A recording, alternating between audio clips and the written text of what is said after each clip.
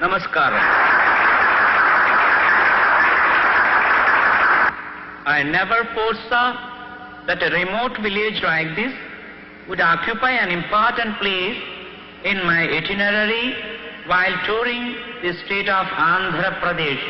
ఆంధ్ర ప్రదేశ్ రాష్ట్ర పర్యటన సందర్భంగా నా కార్యక్రమంలో ఈ మారుమూల కుగ్రామం ఒక ప్రముఖ స్థానాన్ని వహిస్తుందని నేను ఎన్నడూ ఎదురు చూడలేదు.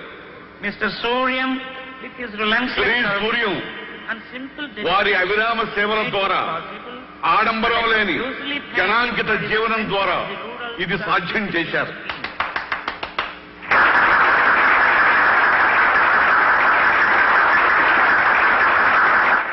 I congratulate గ్రామీణ స్వీయ శిక్షణ ఉద్యమాన్ని కనుగొన్న వారికి నా హృదయపూర్వక కృతజ్ఞతలు తెలియజేస్తున్నాను.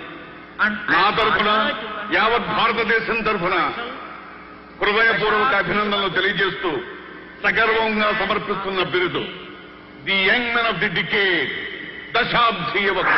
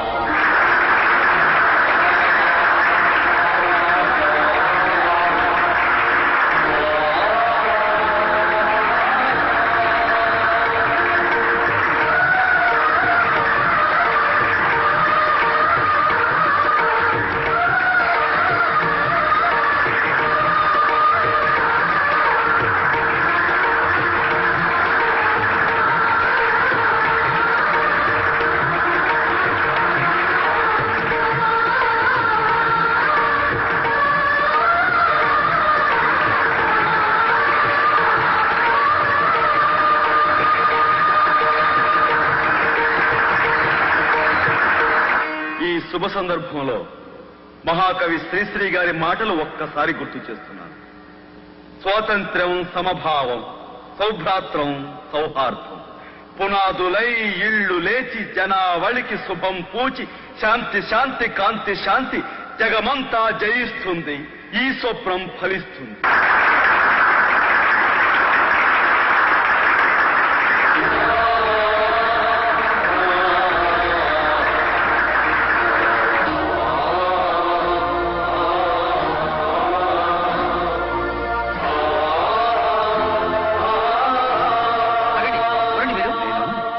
నేను గణపతి శాస్త్రి అయ్యా.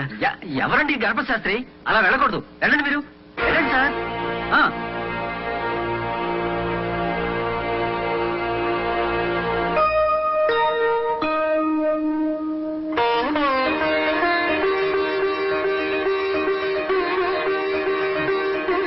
దీర్ఘాయుష్మాన్ భవ. సుప్రియం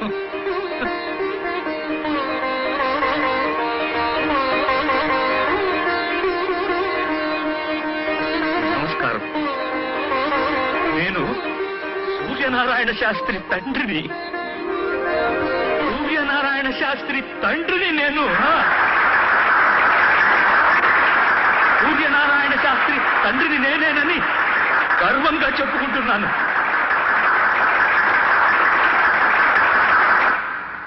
ఓడిపోయి గెలిచానో, గెలిచి ఓడిపోయానో తెలియని పరిస్థితి నాది. సంగీత కళానిధి బిలహరి గణపతి శాస్త్రి కొడుకుననే పింకంతో పంతాలు పలకవద్దని హెచ్చరించిన నేనే ఇప్పుడు సూర్యనారాయణ శాస్త్రికి తండ్రినని సంతోషంగా సభాముఖంగా పరిచయం చేసుకుంటున్నాను.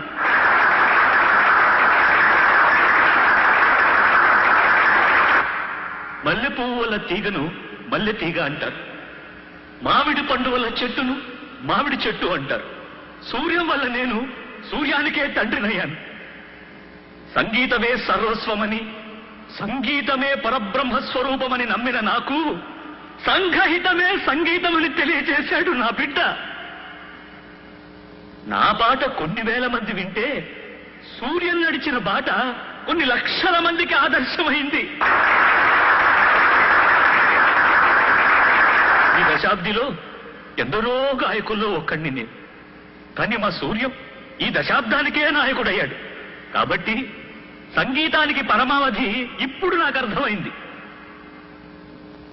నేను సైతం మీ ప్రపంచ సంగీతంలో ఒక సగ్గతినవుతాను. నేను సైతం మీ బృందగానంలో గొంతు కలుపుతాను. పెద్దలంతా మన్నించాలి. నేను ధర్మాన్ని నిర్వర్తించాలి. ఇప్పుడు లలిత, రామ్మ, వేదిక మీదకి రా.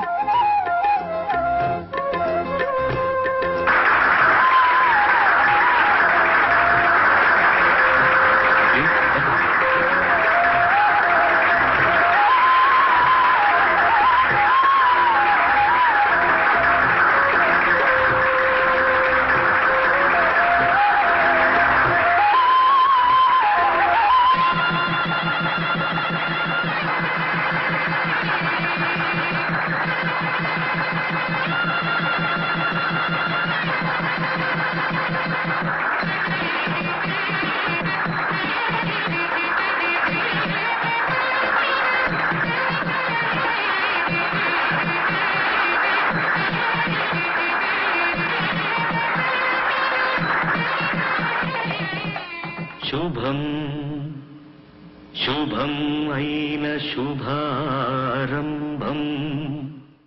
బాబు, నీ పేరేంటి? మంత్రాలు చేపిస్తున్నావా? ఆ గుడ్డిదాని అవస్థ చూశావు కదా, సహాయం చేయకూడదు.